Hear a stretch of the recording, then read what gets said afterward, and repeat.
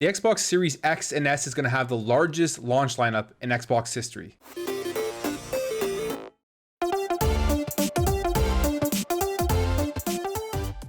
What is up, everybody? Welcome back to another video. If you're new to this channel, welcome. If you like what you see, you want to stay up to date on everything in the next generation, maybe consider hitting that subscribe button and helping this channel grow. I'll be getting all the next generation consoles on day one, and I'll be making tons of videos on those, and I'm really excited about that. Let's jump right into this. On Xbox Wire today, an article was releasing that 30 games will be fully optimized on the Xbox Series X and the Xbox Series S for launch day. So Xbox is saying that this will be the largest launch lineup in Xbox history.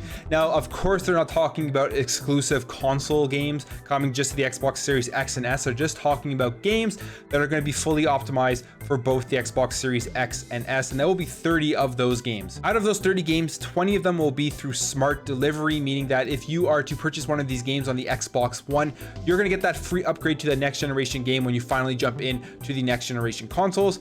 And then there'll be those other 10 games that won't have that smart delivery or don't support it. And obviously there's exceptions because some of these free upgrades are up to the developers, so there's going to be 10 games that don't support that smart delivery. I believe Call of Duty Black Ops Cold War is one of those. I believe NBA 2K is one of those. And then there's games that are also coming out on the Xbox Series X that won't have the update to the next generation yet. Another example is Destiny 2 is going to get that update on December 8th, although it is going to be playable on the Xbox Series X and S on day one, which is November 10th. And then you have The Medium, a game that I am actually extremely excited for because this is one of the few launch exclusives built from the ground up in the launch window for the Xbox Series X.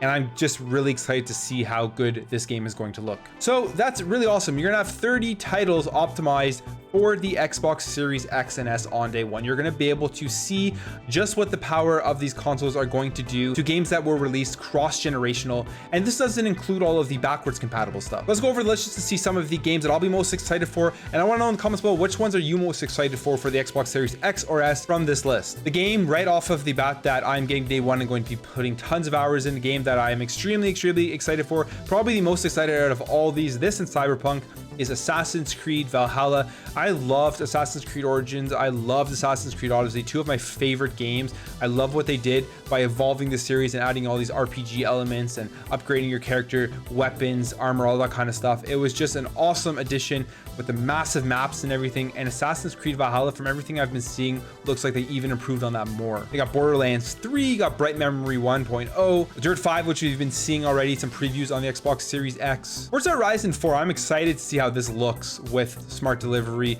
with upgraded graphics, with higher frame rates on the Xbox Series X, because I mean, that game already looks amazing, and just imagine what it's going to look like on the next gen. NBA 2K21, another game that I'm very excited for to try out on the Xbox Series X because of that preview trailer that they gave showing the upgrading graphic and how good it looks. It's absolutely crazy. I remember in the last generation with NBA, I think it was 2K13 that came out on the next generation Xbox One and PlayStation 4.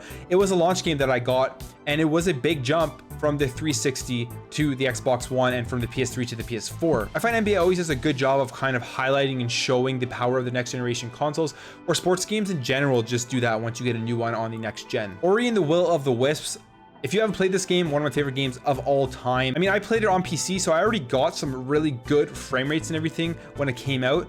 But if you were playing on the Xbox One and you want to get those upgraded graphics and upgraded frame rates for the Xbox Series X and S, I would highly recommend checking this game out. It's an incredible game. Honestly, it's pretty much a perfect game in my opinion. I can't think of anything that I disliked about Ori and the Will of the Wisps. Watch Dogs Legion, I'm actually kind of interested in this. I know people aren't huge on Watch Dogs. It isn't the most popular Ubisoft title, but Watch Dogs 2, I've heard good things about. I haven't played it. Watch Dogs 1 I played, and I did enjoy it, but that was the lesser enjoyed Watch Dogs out of the two, I believe. So if Watch Dogs 2 was a big improvement on Watch Dogs 1, then Watch Dogs Legion, from what I'm seeing, what I'm hearing, could be also a big improvement from Watch Dogs 2. We'll have to wait and see, but it does look like a fun game. It does look like a good storyline and a cool environment that the game is going to be in. Then we have Yakuza Like a Dragon as well, which has already been shown off. Now, when I take a look at that list, it's a great list. It's a great launch lineup of games, even though they're not launch exclusives, but The big concern for a lot of people, I think, is the Xbox Series S, which, because of the reports of Yakuza Like a Dragon running at 900p at 60 frames or 1440p at 30 frames, people are concerned that the Xbox Series S isn't going to live up to its potential of being that 1440p machine at 60 frames per second. Now, will the Xbox Series S always be 1440p 60? Definitely not. A lot of games are going to be in 1080p 60. I don't think you're going to see very many ever dropping below that 1080p. I think Yakuza Like a Dragon honestly is going to be the outlier for that 900p, and I don't think it's anything to be concerned about, because if you're buying an Xbox Series S, you're not planning to play in 4K. You are either playing it on a 1080p machine or maybe a 1440p monitor. So 1080p at 60 frames per second will definitely do it justice if that's all you're aiming for when you're getting into this next generation. Besides that, it's still going to give you that next generation experience, faster load times, and everything else besides that 4K resolution that the Xbox Series X is going to give you. And I really don't think there's any cause for concern because of Yakuza Like a Dragon. I know a lot of people have kind of been fanning the flames on that and getting people concerned, kind of trying to tell them not to buy a Series S because they're not going to deliver on their promise and everything like that. I honestly don't believe that. And I think there's a few things here we can look at to kind of show that there isn't any concern. One, this huge list of games. Two, there's been already other announcements of games that are going to be released on the Xbox Series S and are going to hit that 60 frames per second and are going to be in full HD. And they said that Destiny 2 is going to output a 4K on the Xbox Series X and the PlayStation 5. And then the less powerful Xbox Series S will be limited to full HD, which is 1080p. And furthermore, just to clarify that, this is the Bungie.net page where they actually give you the specs exactly that you're gonna get 1080p, 60 frames per second, and you're gonna get the FOV slider. And I think a lot of people don't consider this a huge thing for the next generation because this is always on PC, but now that shooters are gonna have FOV sliders on the next generation, that's gonna make a big difference.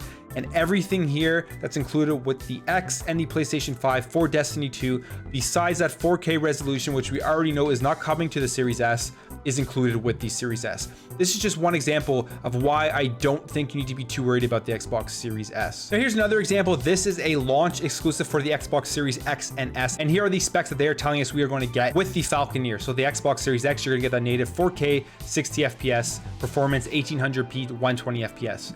With the Xbox Series S, native 1800p at 60 FPS, and you're going to get up to that 120 FPS with the 1080p mode. Now, if you're still concerned about the upgrade from the 1S to the Series S, you can easily see here that there is that big upgrade in frames, whereas the 1S version is only getting 1080p 60 FPS. And then you even see here that the load times between the X and the S are the exact same at 13 seconds, which is a massive jump from 42 seconds from the 1S. Now the question is, how are these optimizations going to work on the 1S with this list? And I honestly believe that the majority of these games are going to hit 1080p, and the majority of them are going to at least give you the option of getting that 60 frames per second at 1080p or 1440p 30 frames per second. Now maybe some of them won't, but I would not be concerned about the Series S because I think all of them are going to give you that option of 1440p at the very least in 30 frames per second. And if there are any others beside Yakuza Like a Dragon that are sub HD at 900p at 60 frames per second, that could just be growing pains because it's a new generation, it's a new console. Now I'm not excusing that. I think they should have at least a better optimization to make sure that that game did hit 1080p. I don't think you can put it all completely on the console because I think that console is definitely more than capable to at least be hitting 1080p. So there's definitely some development kinks that need to be worked out for a lot of these developers that are starting to develop games for the Xbox Series S in particular. And even the X, like I said in my other video, you're gonna have kinks with games that are coming out on the X as well. If you're somebody who's been watching a lot of stuff on the internet and you're getting worried about the Xbox Series S, I'm not trying to make you buy it or make you feel better, but I honestly don't think there is anything to worry about. I think that the Xbox Series S is a great device if you're somebody who doesn't need that 4K experience, or if you're somebody that's maybe getting a PS5 and you want the Xbox on the side for Game Pass and stuff like that. Series S is definitely still a great option. Anyways, guys, thank you all for watching. Let me know what you think about this in the comments below. Do you think that there's anything to worry about the Xbox Series S? What games on this list out of the 30 optimized games for the X and S are you most excited for? Which ones will you be getting on day one? Would really love to hear what you guys are going to be picking up. If you enjoyed this video, make sure to hit that thumbs up button. Subscribe if you're new to this channel and you want to stay up to date on everything going into the next generation, as well as I'll be getting all the next gen consoles on day one and continuing to make tons of videos on that going forward. I appreciate all the support and I'll catch you in the next video.